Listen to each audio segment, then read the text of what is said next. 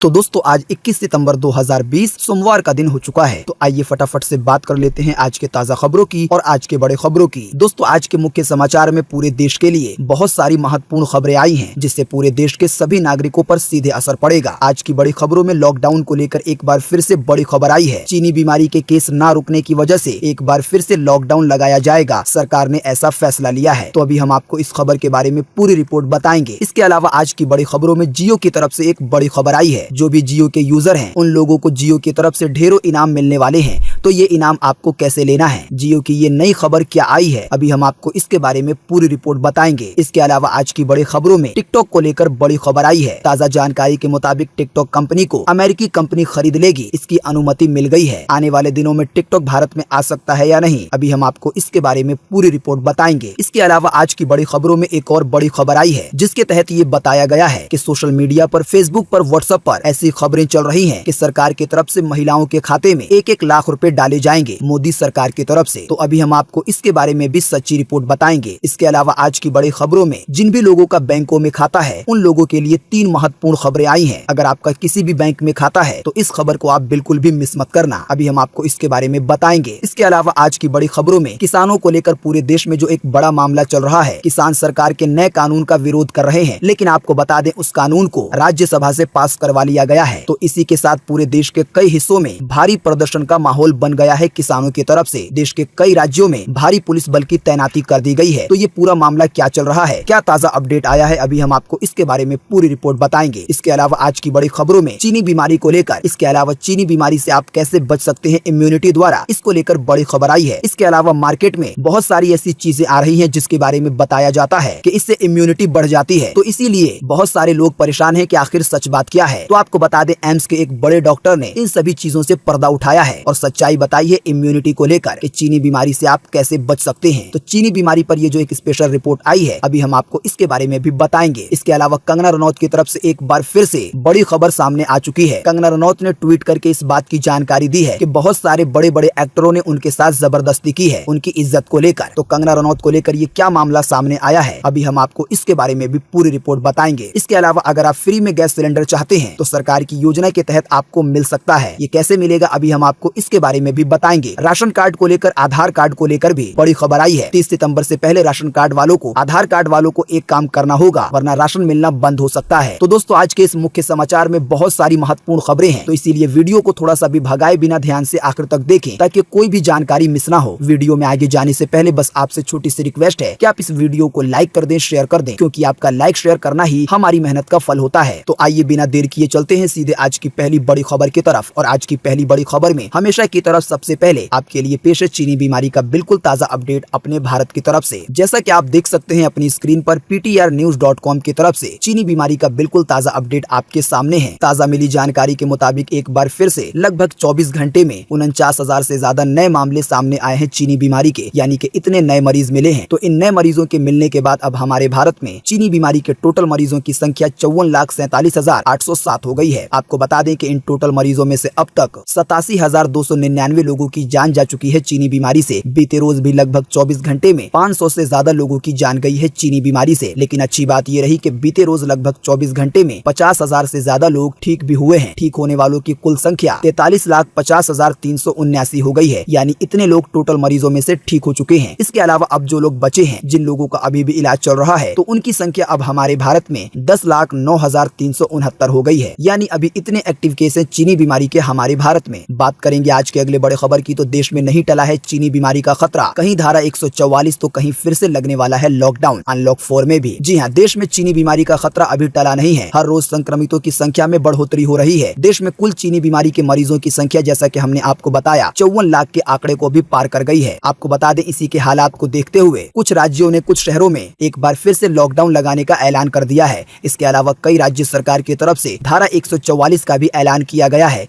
और कई जगहों पर ये धारा 144 144 लगा भी दी गई है। ताज़ा जानकारी के मुताबिक राजस्थान सरकार ने 11 जिलों में धारा 144 लगा दी है। साथ ही में लोगों के इकट्ठा होने पर भी रोक लगा दी है। आपको बता दें, जहां पर भी धारा 144 लागू होती है तो अक्सर ज्यादा लोग एक साथ नहीं चल सकते। आपको बता दें, मुंबई में भी पूरे शहर में धारा 144 लागू है 30 सितंबर तक के लिए। आपको बता दें, मुंबई प्रशासन ने तो इस बात का भी ऐलान कर दिया है कि बिना किसी काम के घर से बाहर नहीं निकलना, यानी ये एक तरीके का लॉकडाउन है। ऐसे ही हालात जब शुरू में लॉकडाउन लगा था तो पूरे भारत में हो गए थे। इसके अलावा आपको बता दें कि छत्तीसगढ़ में रायपुर समेत कई प्रमुख शहरों में 21 सितंबर से यानी कि आज रात 9 बजे से 28 सितंबर तक के लिए पूर्ण तरीके से लॉकडाउन लगा दिया गया है। यानी इन शहरों में एक बार फिर से हालात बिल्कुल पहले जैसे हो जाएंगे और लॉकडाउन की परेशानियों से गुजरना पड़ेगा। चंडीगढ़ में भी हर रविवार को लॉकडाउन लगाया जा रहा है। आपको बता दें, अगर हालात नहीं सुधरे तो आने वाले दिनों में एक बार फिर से लॉकडाउन लग जाएगा, इसमें कोई शक नहीं है। बात करेंगे आज के अगले बड़े खबर की, तो क्रिकेट फैंस के लिए आया जियो क्रिकेट प्ले अलोंग, घर बैठे जीतिए ढेरों इनाम। जी हाँ, IPL 2020 की शुरुआत हो चुकी है। काफी समय से इसका इंतजार किया जा रहा था और शनिवार को पहला मैच खेल भी लिया गया। IPL 2020 में खिलाड़ियों के साथ साथ दर्शक भी मैच में अपना खेल दिखा सके, इसके लिए रिलायंस जियो एक बड़ा ही अच्छा शो लेकर आया है। आपको बता दें, जियो की तरफ से जो ऑफर लॉन्च किया गया है जियो क्रिकेट प्ले अलोंग, तो इसमें जो भी यूजर हैं उन लोगों को सभी बॉल के साथ सही जवाब देना है। यानी जब IPL का मैच चल रहा होगा तो आप हर एक बॉल के बारे में अपना अंदाजा लगा सकते हैं कि इस पर चौका पड़ने वाला है, छक्का पड़ने वाला है या विकेट गिरने वाला है। अंदाजा लगाकर आप बहुत अच्छे पुरस्कार जीत सकते हैं। इसके अलावा मैच शुरू होने से पहले आपको माई जियो ऐप के अंदर कई तरह के क्विज मिल जाएंगे, जिसमें आप भाग लेकर जियो की तरफ से आकर्षक इनाम जीत सकते हैं। इसके अलावा आप अपनी पसंदीदा टीम को स्टिकर चैट के जरिए चीयर अप कर सकते हैं और अपना स्कोर हासिल कर सकते हैं। ताज़ा जानकारी के मुताबिक इस गेम में आपको डेली रिवॉर्ड दिए जाएंगे, लेकिन अच्छी बात यह है कि आपको छोटे मोटे इनाम नहीं, आपको बम्पर प्राइज भी मिल सकता है अगर आपके पास रिवॉर्ड ज्यादा होते हैं। तो दोस्तों, जियो का ये ऑफर आपको कैसे खेलना है, इसमें कैसे हिस्सा लेना है और ये सारी एक्टिविटी आप कहां पर कर सकते हैं, अभी हम आपको इसके बारे में पूरी रिपोर्ट बताएंगे। लेकिन उससे पहले आइए जान लेते हैं आज की और भी बड़ी खबरें। बात करेंगे आज के अगले बड़े खबर की, तो अमेरिका में चीनी कंपनी टिकटॉक को खरीदेगा ओरेकल, डोनाल्ड ट्रंप ने दे दी है मंजूरी। जी हाँ, अमेरिका के राष्ट्रपति डोनाल्ड ट्रंप ने अमेरिकी सॉफ्टवेयर कंपनी ओरेकल को चीन की video sharing app company ByteDance को खरीदने की मंजूरी दे दी है। ट्रंप ने रविवार को पत्रकारों को बताया कि वॉलमार्ट भी इस समझौते में हिस्सा लेगा। आपको बता दें, वैसे तो बीते रोज 20 सितंबर को अमेरिका की तरफ से भी टिकटॉक पर बैन लगा दिया गया है, लेकिन जो टिकटॉक की कंपनी है बाइटडांस, उसको अमेरिका की कंपनी खरीद सकती है और खरीदने की मंजूरी अमेरिका की सरकार यानी कि डोनाल्ड ट्रंप की तरफ से दे दी गई है। आपको बता दें, जब अमेरिका की कंपनी टिकटॉक कंपनी को खरीद लेगी तो टिकटॉक का पूरा कामकाज, इसके अलावा जो यूजर का डाटा है, वो सभी कुछ अमेरिका के हवाले हो जाएगा। तो अमेरिका में फिर से टिकटॉक शुरू हो जाएगा। इसके अलावा जब ये अमेरिका का हो जाएगा तो ऐसा हो सकता है कि आने वाले दिनों में भारत में भी इस पर से बैन हटा दिया जाए। बात करेंगे आज के अगले बड़े खबर की, तो क्या केंद्र सरकार यानी कि मोदी सरकार आपके भी खाते में डाल रही है 1 लाख रुपए? आइए बताएं इस खबर की सच्चाई। जी हाँ, इन दिनों सोशल मीडिया पर यानी कि फेसबुक पर, व्हाट्सएप पर या इक्का दुक्का यूट्यूब वीडियो पर आपको इस तरह के मैसेज या खबरें दिख सकती हैं, जिसमें ये बताया जा रहा है कि केंद्र सरकार महिला स्वरोजगार योजना के तहत सभी महिलाओं को उनके बैंक खातों में 1-1 लाख रुपए दे रही है बिल्कुल फ्री में। लेकिन आपको बता दें, ये खबर बिल्कुल झूठ है, फेक है। अगर आपके पास ऐसी कोई भी खबर आती है तो आपको इस पर विश्वास करने की जरूरत नहीं है। खबर के साथ नीचे एक आध वेबसाइट या लिंक वगैरह हो सकती है, तो आप उस पर भी क्लिक ना करें। भारत की अपनी संस्था है PIB, उसने भी इस खबर को झूठा बताया है। बात करेंगे आज के अगले बड़े खबर की, तो बिहार में होगी बेहतर सड़कें, हर गाँव को मिलेगा इंटरनेट, PM मोदी शुरू करेंगे ये प्रोजेक्ट। जी हाँ, बिहार के विकास के लिए केंद्र सरकार ने पिछले कुछ दिनों में कई बड़े ऐलान किए हैं। इसी कड़ी में प्रधानमंत्री नरेंद्र मोदी आज 21 सितंबर को बिहार में 14,000 करोड़ रुपए की 9 राजमार्ग परियोजनाओं की आधारशिला रखेंगे। यानी बिहार में भी जो सड़कें हैं वो बेहतर होने वाली हैं। इसी के साथ प्रधानमंत्री राज्य में ऑप्टिकल फाइबर केबल इंटरनेट सेवा की शुरुआत करेंगे। आने वाले दिनों में बिहार के सभी गाँव में ऑप्टिकल फाइबर इंटरनेट सेवा से बिहार के लगभग 45,000 से ज्यादा गाँव को जोड़ा जाएगा। लेकिन आपको बता दें, सरकार ये जो अभी सारे ऐलान कर रही है, तो कुछ मतों का ऐसा कहना है कि बिहार सरकार जो अभी सुविधा दे रही है या नए नए ऐलान कर रही है या केंद्र सरकार, तो ये सभी कुछ चुनाव की वजह से हो रहा है, क्योंकि इसी साल के अंत में चुनाव होने वाले हैं। बात करेंगे आज के अगले बड़े खबर की, तो 30 सितंबर तक राशन कार्ड को आधार से कराएं लिंक, नहीं तो होना पड़ सकता है परेशान। जी हाँ, क्या आपने अभी तक अपने राशन कार्ड को आधार से लिंक नहीं कराया है तो आज ही लिंक करा लें, क्योंकि 30 सितंबर 2020 के बाद जिन भी लोगों का राशन कार्ड आधार कार्ड से लिंक नहीं होगा तो उनको राशन मिलने में दिक्कत हो सकती है। लेकिन अच्छी बात यह है कि आप घर बैठे अपने आधार कार्ड को राशन कार्ड से लिंक कर सकते हैं। आपको कहीं पर भी जाने की जरूरत नहीं है। अगर आप स्मार्टफोन चलाते हैं तो आप ये काम घर बैठे कर पाएंगे। ये काम कैसे करना है इसके बारे में हम आपको बताएं, लेकिन उससे पहले हम चाहेंगे कि आप आज की और भी ताजा खबरें और जो महत्वपूर्ण खबरें आई हैं सरकार की तरफ से उसके बारे में जान लीजिए। तो आज की अगली खबर है, जैसा कि आप देख सकते हैं कि महज 3 महीनों में सरकारी बैंकों को लगा करीब 20,000 करोड़ रुपए का चूना। सामने आए हैं धोखाधड़ी के 2800 से ज्यादा मामले। जी हाँ, सार्वजनिक क्षेत्र के बैंकों में बीते 3 महीने यानी कि अप्रैल में, जून में और जुलाई में लगभग 19,964 करोड़ रुपए की धोखाधड़ी के